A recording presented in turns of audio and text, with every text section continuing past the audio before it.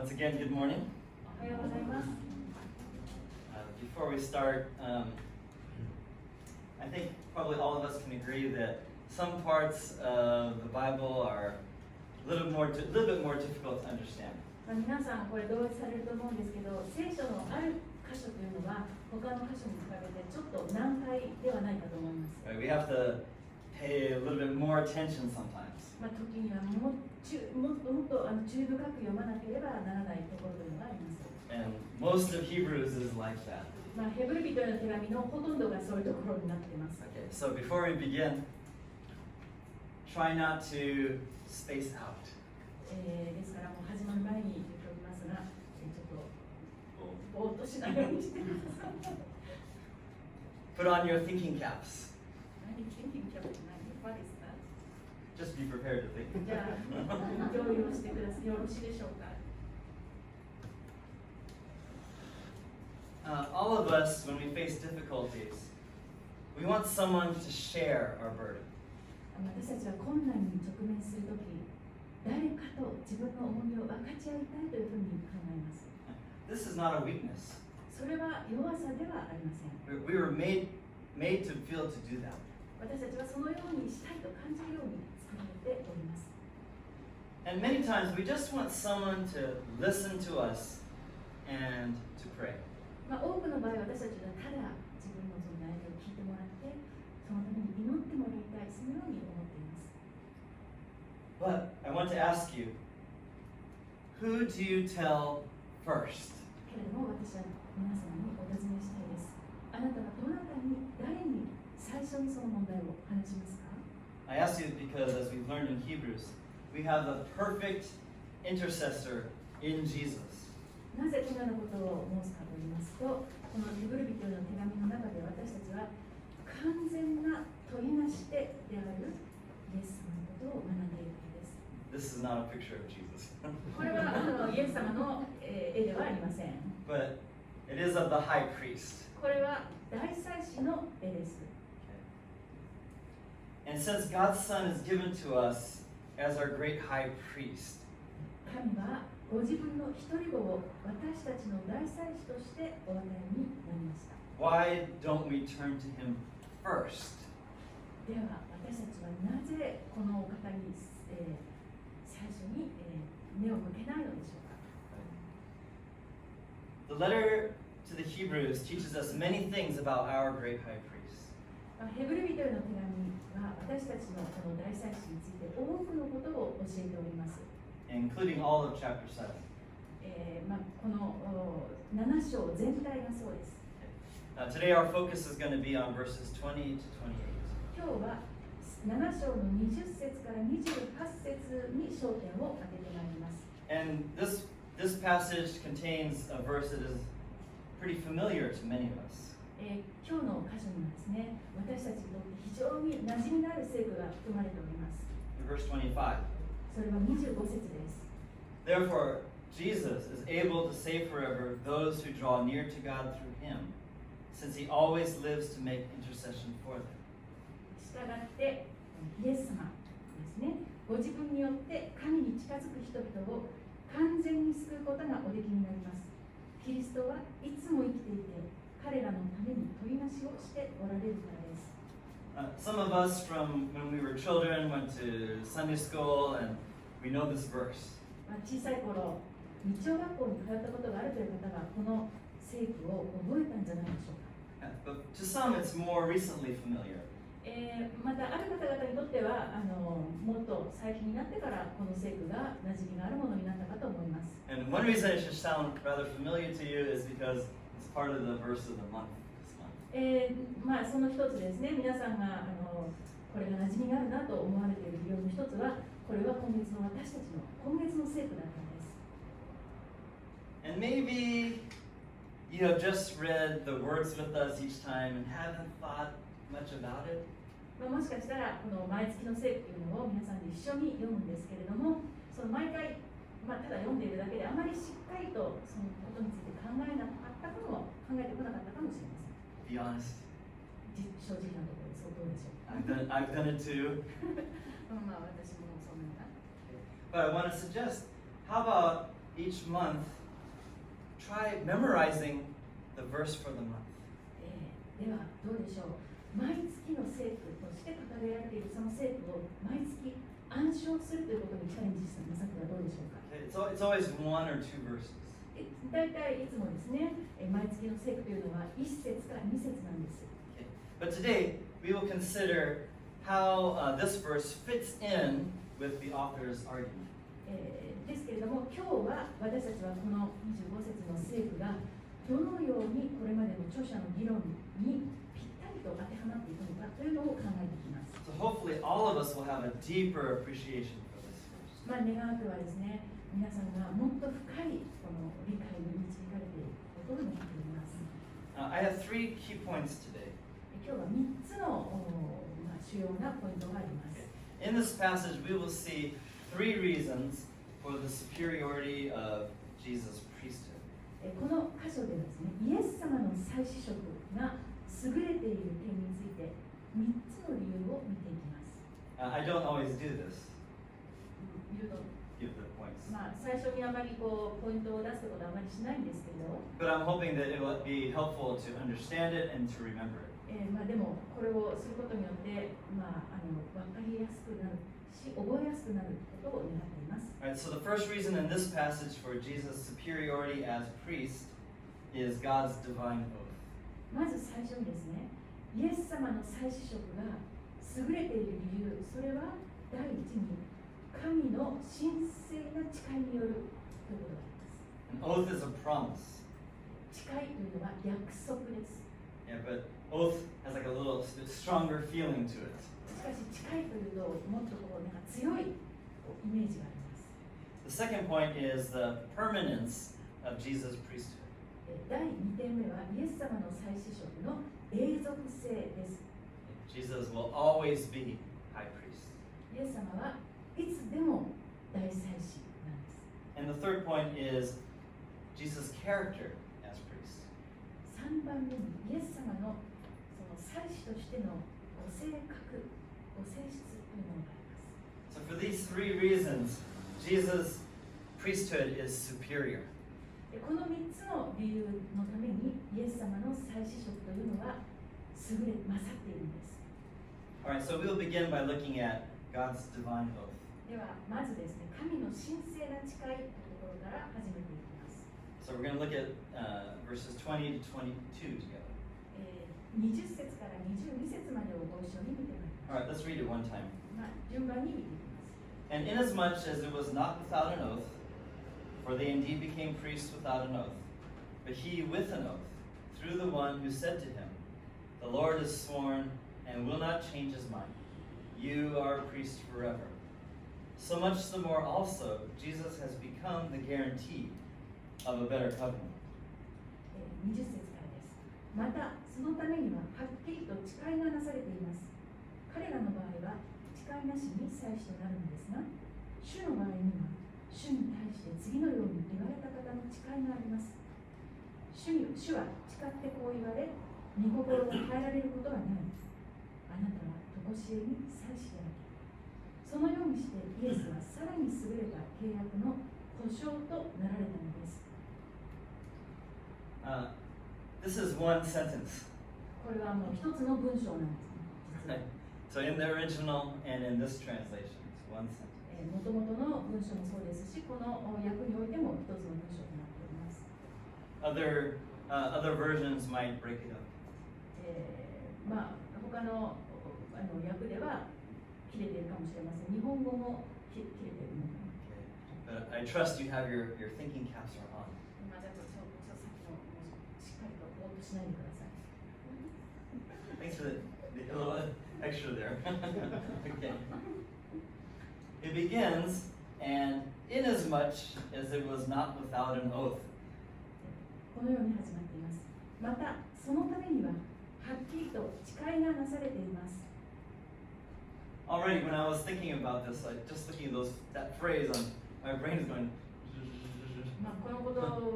この表現を読んでるだけでもう頭がブルブルブルってなっちゃうんですけれども。Because who uses words like inasmuch? uses words like inasmuch. この言葉ですね、英語の inasmuch そのためにはっていうことですね。Not without. それと、日本語にはちょっとよくわかんないんですけど、このような表現。Sorry, as you know, I'm a language teacher. 私は英語の先生なんですけど、And so I always have to try to think, how can I explain something to my students? だからいつもこういう言葉を見たときにどんな風にして自分の生徒たちに説明しようかなというふうに考える癖がついてるんですね。And this one's one of those difficult phrases. 特にこのような、表現は難しい、説明が難しい表現の一つです。Okay, but first of all, once again, our passage is one part of a longer argument. まず繰り返しになるんですけれども、最初に言っておきたいことは、この箇所というのは長い議論の一部分なんですね。And the reason we do this is because we have a limited amount of time each week. そのように分けなくてはいけないというのは、毎週時間の制約があるからなんです。Ideally, all of chapter 7 would be one sermon. 理想的にはですね、7章全体を一つのメッセージでした方がいいと思います。But with translation, that might be 2 hours. でもこれを通訳付きでやったら多分2時間ぐらいかかると思うんですね。But first, let's think about this one. The word inasmuch is very similar, just very similar to the word since. ここに書いてあるそのためにはですかね、日本語でね。という言葉はですね、何々なのでというような言葉に似ております。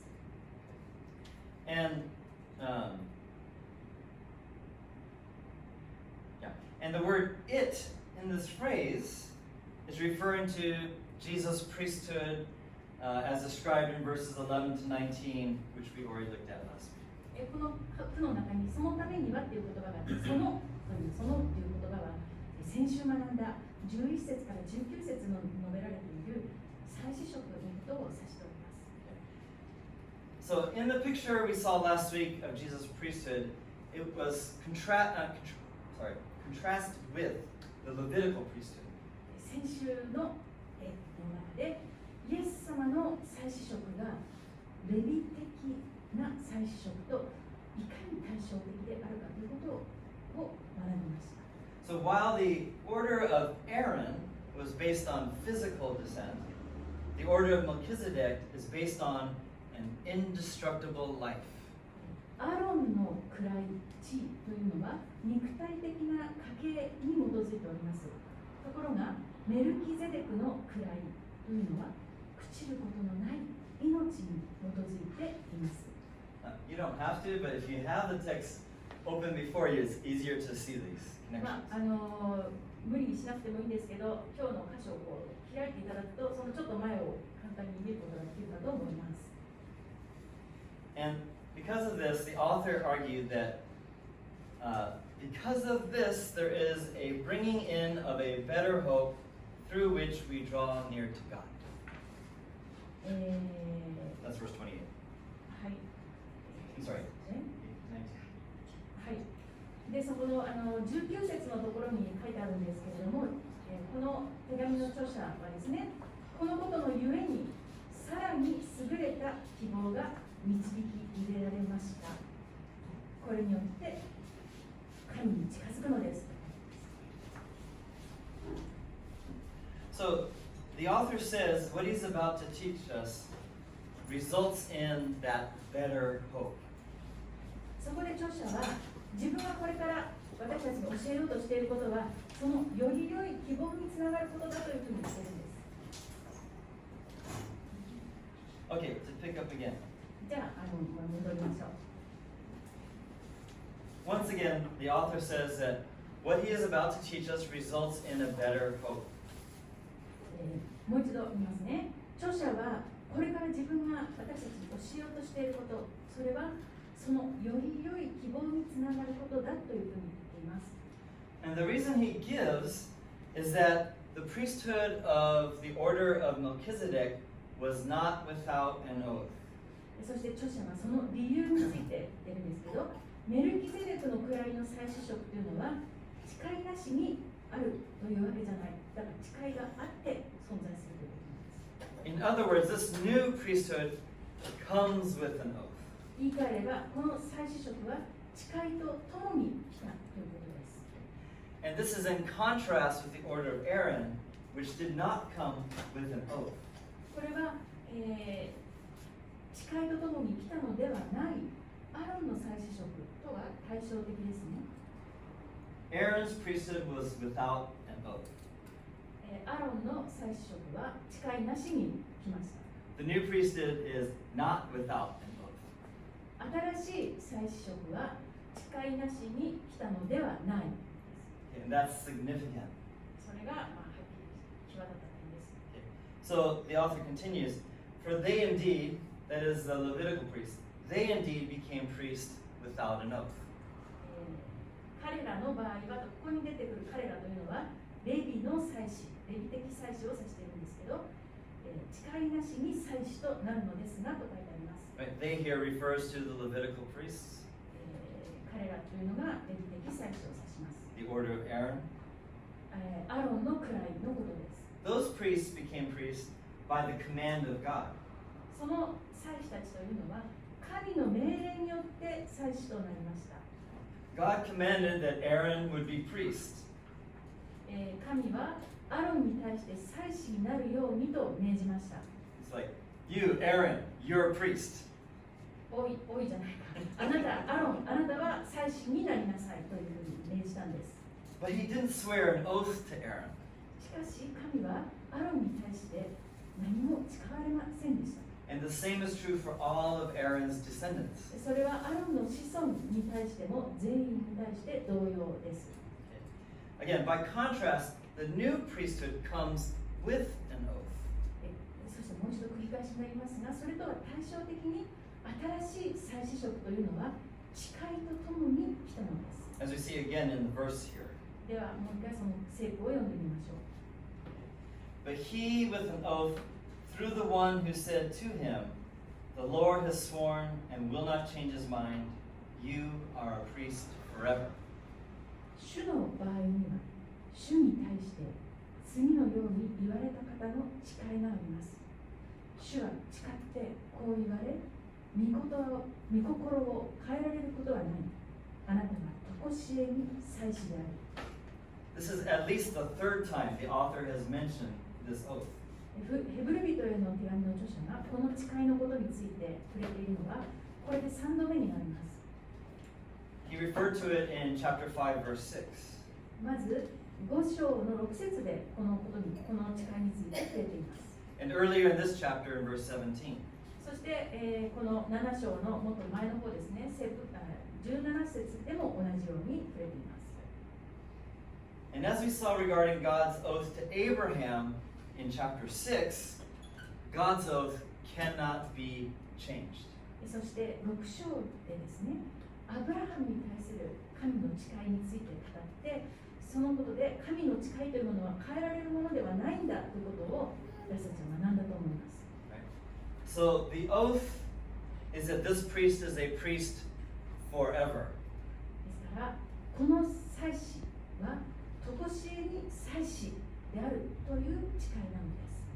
And this makes the new priesthood superior to the old one. そしてこれは新しい祭司職というのを古い祭司職に勝ったものとしております。 Okay, and in verse 22 here. 22節を見てください。 So much the more also, Jesus has become the guarantee of a better covenant. そのようにしてイエスはさらに優れた契約の保証となられたのです。 So here the author names Jesus. Jesus is this priest. そしてここで、この著者はイエス様の名前を出してきたんですね。このイエス様こそが今述べているこの祭司だというわけなんです。 Right. So it is Jesus who has become the guarantee of a better covenant. つまりイエス様はさらに優れた契約の保証となられたんだと言っているわけです。 So, Jesus' priesthood is superior to the Levitical priesthood because of the oath of God. ですから、イエス様の祭司職というのは、この神の誓いのゆえに霊的な祭司職により勝っているということです。Okay, which is our first point. これが第一の点でした。All right, and then the second point is that his priesthood is permanent. 第2の点ですけれども、この方の祭司職というのが永続的であるという点です。And this, again, is in contrast to the old priesthood, which was temporary. これはまた繰り返しになりますけれども、古い祭司職というのは一時的なものであったということとは対照的です。Verse 23. 23節です。The former priests, on the one hand, existed in greater numbers because they were prevented by death from continuing. また彼らの場合は死ということがあるため、務めにいつまでもとどまることができず、大勢の者が祭司となりました。Okay, so from the time of the giving of the law of Moses until the time of Jesus, there were many, many priests. モーセの立法が与えられた時代からイエス様の時代に至るまでたくさんの祭司というのがいました。This is because they all died. それは彼らが全員死んだからです。Even during the Exodus, Aaron died, and his son Eleazar became priest in his place. 出エジプトの期間の間でさえ、アロンは死んで、そして彼の息子のエリエゼルが代わって祭司となりました。And then after crossing into the promised land, Eleazar died, and Phinehas, his son, became priest in his place. それから約束の地に渡って入っていった後、エリエゼルは死んで、そして彼の息子のピネハスが彼に代わって祭司となりました。And so on until the destruction of the temple in Jerusalem. そしてそれがずっと繰り返されて、エルサレムの神殿が破壊される時までずっと続きました。The priests of the order of Aaron were temporary. アロンの位の祭司というのは一時的なものだったからです。 But Jesus is different. でもイエス様は違います。Okay, so verse 24. では24節です。 But Jesus, on the other hand, because he continues forever, holds his priesthood permanently. しかし、キリストが永遠に存在されるのであって、変わることのない祭司の務めを持っておられます。Jesus continues forever. イエス様は永遠に存在されます。And we saw earlier in verse 16 that Jesus has the power of an indestructible life. そして私たちは16節で見ましたけれど、イエス様が朽ちることのない命の力をお持ちです。We considered that last time what that meant. Indestructible life. 私たち先週ですね、この朽ちることのない命が何を意味しているかということについて学びました。Because Jesus died. イエス様は死んだんです。But although Jesus laid down his life, he took it up again when he was resurrected by God on the third day. イエス様はご自分の命を捨てましたが、3日目に神様によって復活させられた時、再び命をお取りになりました。 Hallelujah. ハレルヤですか？ Hallelujah. He will never die again. イエス様は二度と死にません。 He continues forever. イエス様は永遠に存在されます。 So therefore, he holds his priesthood permanently. ですからイエス様の祭司職は永遠に保たれるんです。 Oh, how we need such a high priest. 私たちはそのような大祭司が本当に必要なんです。 So now let's go to verse 25, our key verse. では、この一番主要な聖句である25節に入っていきましょう。Verse 25. Therefore, he is able to save forever those who draw near to God through him, since he always lives to make intercession for them. したがってご自分によって神に近づく人々を完全に救うことがおできになります。キリストはいつも生きていて、彼らのために取りなしをしておられるからです。Okay, so what do we ask when we see the word therefore? さて、この従ってというような言葉を見たときに何を考えるんでしたっけ？ Right, what's it there for? 何についての続く従ってっているのかなということを見なくちゃいけません。 Okay, in this verse, the author is drawing a conclusion from the previous verses. ここで著者は前の節から結論を引き出しています。 So based on what he has already been saying, he concludes that Jesus is able to save forever those who draw near to God through him. 著者はこれまでたくさん議論を重ねてきた、その言ってきたことに基づいて、イエス様はご自分によって神に近づく人々を完全に救うことがおできになる、そのような結論を出しているんです。 Okay, let's slow down and consider this. 少しゆっくりしてこのことを考えてみたいと思います。 Make sure your thinking caps are on. またしっかりと準備してください。 The verb tense of save in the original Greek suggests that saving is something that is ongoing and not just a one-time action. ここに書いてある救うということの動詞、その実践なんですけれども、もともとのギリシャ語ではここに出てくる救いというのがこう継続していることを表しているんですね。ずっと続いている救いということです。そしてこれはただ一度限りの行為ではないんだということを示唆しているんです。 Too often, we think and talk about salvation as if it was something that happens at one point in time and then it's complete. 私たちは特に考えてしまいがちなことですけど、救いについて考えたり話したりするときに、それはある時点で一度起こって、そしてもう全部終わった、完成したというふうに考えてしまいがちです。 And we confuse the moment of conversion with the entirety of salvation. 私たちはこの改心の瞬間というものを救いの全体というものと混同してしまう傾向があるんです。 We think that when we first believed the gospel, that was the moment I was saved. 私たちはですね、最初に福音を信じたとき、その瞬間をもって私たちは救われたと考えます。 And based on that moment alone, I'm guaranteed a seat in heaven. そしてその瞬間、そのことだけに基づいて私たちの天国の席はもう保証されているというふうに、しています。 After that moment, I can do whatever I want. ですからその瞬間、天国への保証があった。その後はもう私は何でも好きなことしていいんだよっていうふうにならないでしょうか。 Because I had that moment. 私はあの時もう信じたんだから。 I prayed that prayer. 私はあの祈りを祈ったんだから。 I may have even walked down an aisle and signed a card. Well, I may have walked down the aisle and signed a card.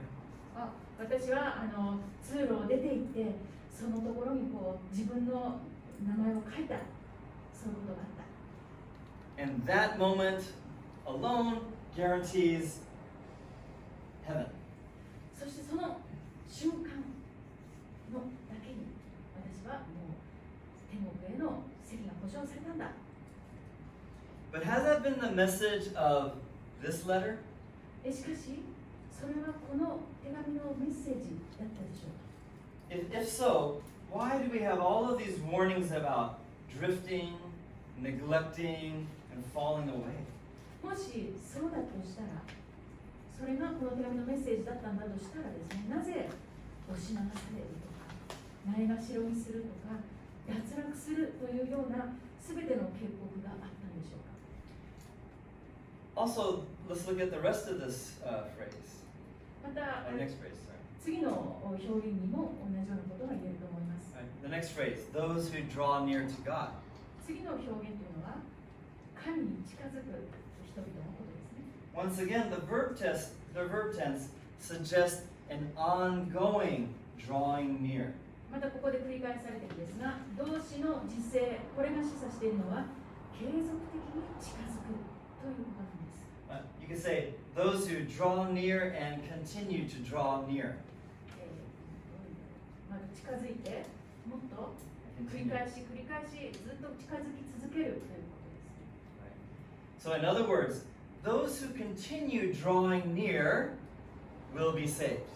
言い換えると、近づき続ける人々は救われるということです。But those who do not continue to draw near, but drift and neglect and fall away, will not be saved. しかし近づき続けることをせずに押し流されてそのないがしろにして脱落してしまう人は救われません。 All right, so let me say something here because it would be easy to be misunderstood. ちょっと一言言わせていただきたいんです。これは誤解されやすいところなんですね。If you ask me a question like, can you lose your salvation? もし私に、救いというのはなくすことがあるのですかと聞かれたとしたら、 I do not believe you can lose your salvation. 私は、あなたが救いを失うということはないと信じます。と言います。 But if you are truly saved, you will continue to draw near. しかし、また一方では、あなたが本当の意味で救われているなら、あなたは近づき続けるのです。 This letter warns us against misunderstanding our salvation. でこのヘブル人への手紙というのは、私たちにこの救いについての誤解というのを警告しているんです。So, that leads to an important question. で次がですね、重要な質問です。 Does this mean that after we are converted, it is now up to our effort alone to continue to draw near? 重要な質問ですけど、では私たちが改心した後、近づき続けるということは私たちの側の努力だけにかかっているのでしょうか？ Definitely not. それは絶対に違います。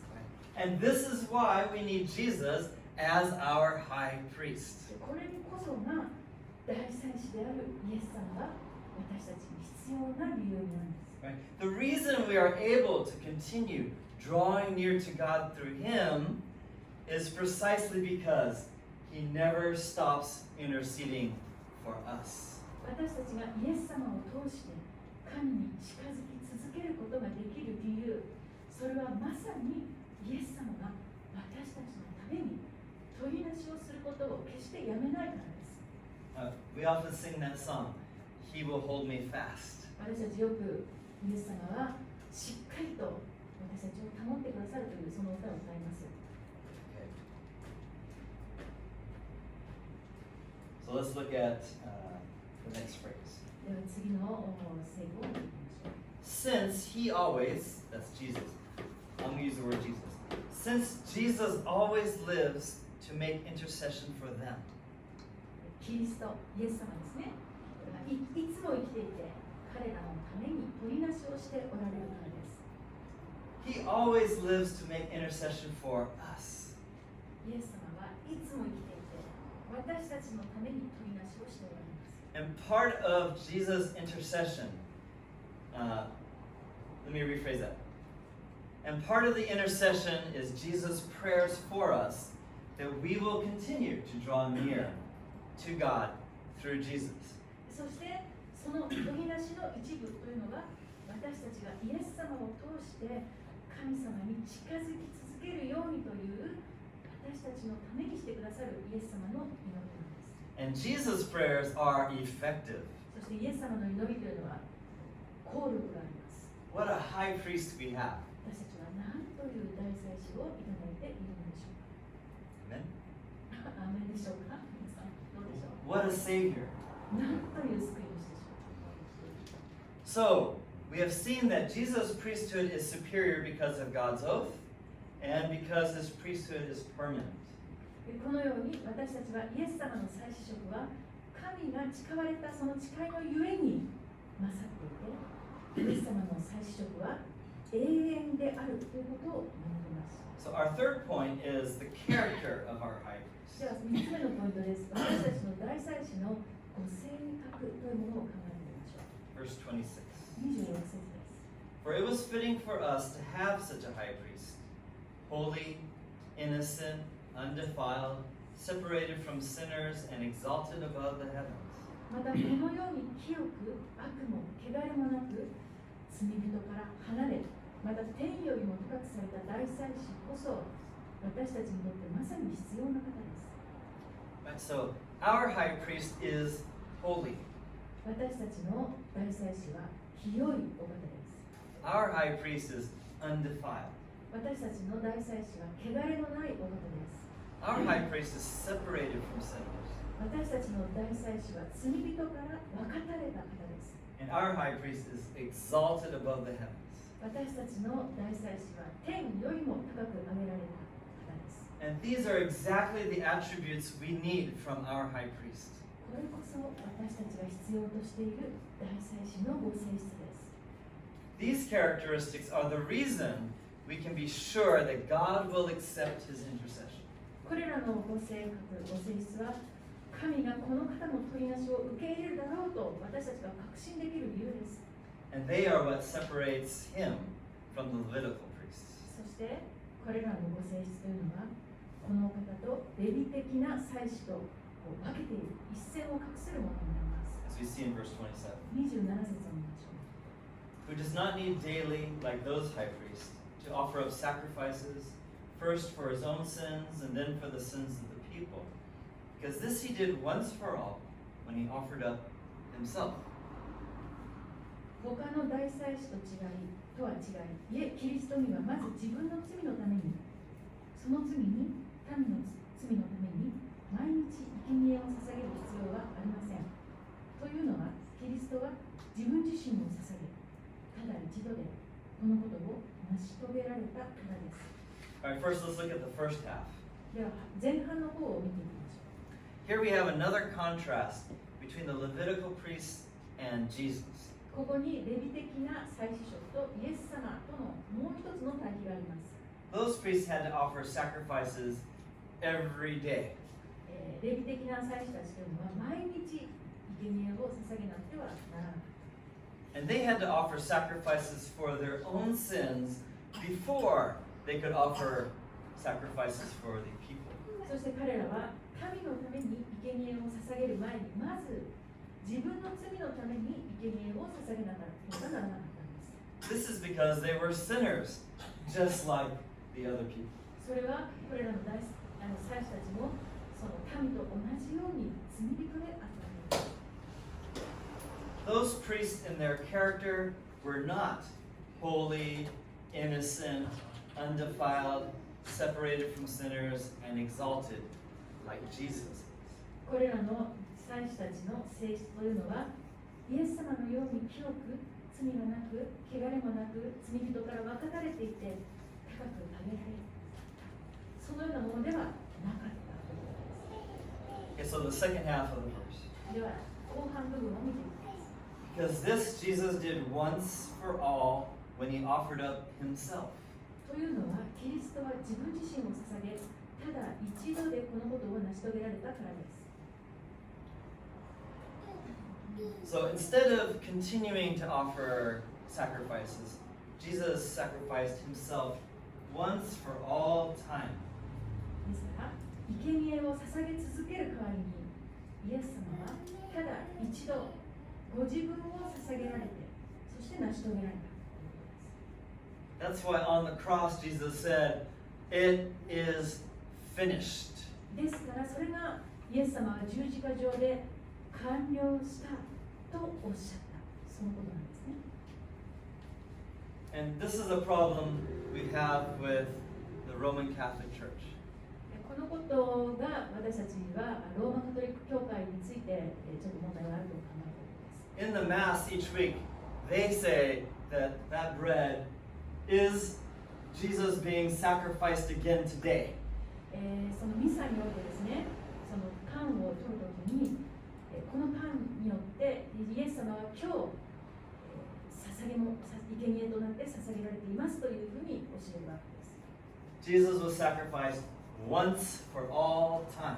イエス様はただ一度ご自分を捧げて、それで終わったんです。 So finally, let's look at verse 28. では最後にですね、28節を見ていきます。 For the law appoints men as high priests who are weak, but the word of the oath, which came after the law, appoints a son, made perfect forever. 立法は弱さを持つ人間を大祭司に立てますが、立法の後から来た誓いの御言葉は永遠に全うされた御子を立てるのです。So in the final verse of our section, the author stresses the contrast once again. 今日の最後のところでですね、著者はもう一度この対比を強調しております。The point is important enough that it's worth emphasizing again and again. このところ点はですね、何度強調しても強調するその価値があるほど重要な点です。Right, so again, the beginning, for the law appoints men as high priests who are weak. 律法は弱さを持つ人間を大祭司に呼ばせら。So the law of Moses appointed priests based on their physical descent from Aaron. モーセの律法では、アロンの肉体的な子孫ということに基づいて祭司を任命しました。But they were sinners just like those who they interceded for. しかし彼らは自分が取りなしをしているその人たちと同じように自分も罪人だったのです。They died. 彼らは死にました。They were weak. 彼らは弱かった。But contrast that with Jesus' priesthood. しかしイエス様の祭司職との対比があります。In the second half of this verse, この節の後半ですね。but the word of the oath, which came after the law, appoints a son made perfect forever. 律法の後から来た誓いの御言葉は永遠に全うされた御子を立てるのです。Right? So, in contrast, the new priesthood is backed with an oath. これと対照的にですね、新しい祭司職は誓いによって保証されています。And that oath came after the law. その誓いは律法の後に来ました。And the oath appoints the Son of God to be the priest. そしてこの誓いは神の御子を祭司に任命します。And he is appointed as priest permanently. この方は永遠の祭司に任命されたのです。So we began this message by saying that Jesus is a superior priest for three reasons. 今日のメッセージ、私たちはイエス様は3つの理由で勝った大祭司であるというそこから始まっていきました。First, Jesus is superior because his priesthood was established by an oath from God. イエス様の祭司職というのは神の誓いによって確立されているので、イエス様は勝っています。Jesus is superior because his priesthood is permanent. イエス様の祭司職は永遠です。ですから勝っています。Jesus is superior because his character is superior.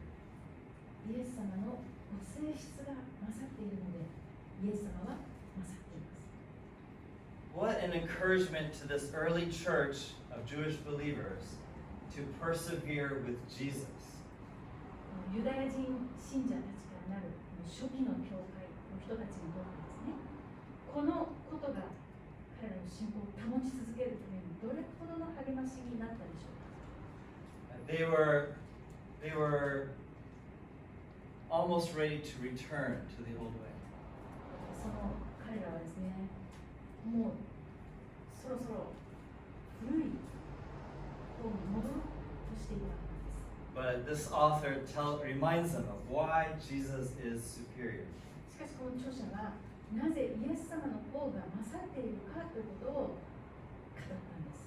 And again, it's so that these Jewish believers can persevere trusting Jesus. ですからこのユダヤ人の信者たちというのはイエス様を信頼することを続けることができたんです。And what an encouragement it is for us to persevere. では私たちにとってもですね、このことが自分たちを保ち続けるためにどれほどの励ましとなることでしょうか。Of course, we are not tempted to return to the sacrificial system or the synagogue. 私たちはですね、犠牲を捧げるそのような制度に戻りたいとか、あるいはそのユダヤ人の集会であるシナゴーグに戻りたいというようなそのような誘惑はありません。But we are tempted to look to inferior intercessors. しかし私たちにはですね、より劣っている取りなし手につい目を向けてしまうそのような誘惑があります。When you are facing troubles, do you first take it to Jesus or do you go to others? あなたが困難に直面したときに、最初にイエス様のところにそのことを持っていきますか？あるいは最初に誰か他の人のところに持っていくのでしょうか？ How dare we go to others first? 最初に他の人のところに持っていくなんて、そんなことよくもできたものだと思います。Don't get me wrong. Of course, we ask other Christians for prayer. 誤解しないでいただきたいんですけど、もちろん他のクリスチャンたちに祈ってもらうように頼むべきです。We are commanded to share our burdens with each other. 私たちは互いの重荷を担い合うようにと、そのような命令を受けています。But remember, our brothers and sisters are weak like we are. しかし、忘れないでください。私たちの兄弟姉妹も私たちと同様に弱いのです。Go first to Jesus. まず最初にイエス様のもとへ行きましょう。He is your great high priest. この方こそあなたの素晴らしい大祭司です。And your great high priest meets your every need. そしてこのあなたの大祭司はあなたのあらゆる必要を満たしてくださいます。Let's just read verse 25 one more time. もう一度先ほどの25節を読んでみたいと思います。Therefore, Jesus is able also to save forever those who draw near to God through him, since he always lives to make intercession for them. したがってご自分によって神に近づく人々を完全に救うことがおできになります。キリストはいつも生きていて彼らのために取りなしをしておられるからです。 Go to Jesus in prayer. 祈りのうちにイエス様のところへ行きましょう。As I always say, I really encourage you to reflect on these verses again. いつものようにですね、皆様には時間をとってこれらの聖句をじっくりと黙想することをお勧めします。If you find it helpful, you could look at the video on YouTube or ask for the transcript. またですね、役立つということでしたら YouTube ビデオでもう一度このメッセージを見るとか、あるいはメッセージの原稿を私たちに言ってくださったら構いません。 Let's pray. では祈りましょう。 Our gracious Father, 恵み深い父なる神様、 what a Savior you have sent us. なんという救い主をあなたは私たちに送ってくださったのでしょうか。 What a great high priest. なんという素晴らしい大祭司でしょう。 He is superior to every other intercessor. この方は他のどのような取りなし手にも勝ったお方です。 Lord, stir us up to go to him when we are in trouble. 主をどうぞ私たちが困難に直面したときに、まずこの方のもとに行くようにと私たちをかき立ててください。 Even to go to him when we're doing well. Even to go to Jesus when we're doing well. 私たちがうまくいっているときにもまたこの方のところに、イエス様のところに行くようにさせてください。 Let us seek that intimate relationship with our high priest. この大祭司とどうぞ私たちが親しい交わりを持つことができますように。 Because we know he is always interceding for us. なぜならこの方はいつも私たちのために取りなしをしてくださっているからです。 So stir us up to draw near to him. ですからどうぞ私たちをかき立ててこの方のところに近づけてください。 Make us a people of prayer. People of prayer. People who pray.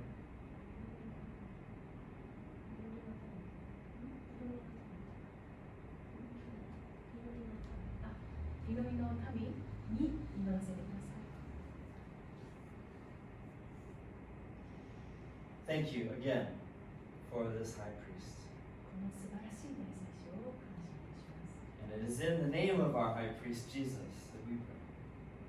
私たちの大祭司イエスの名によって祈ります。 Amen.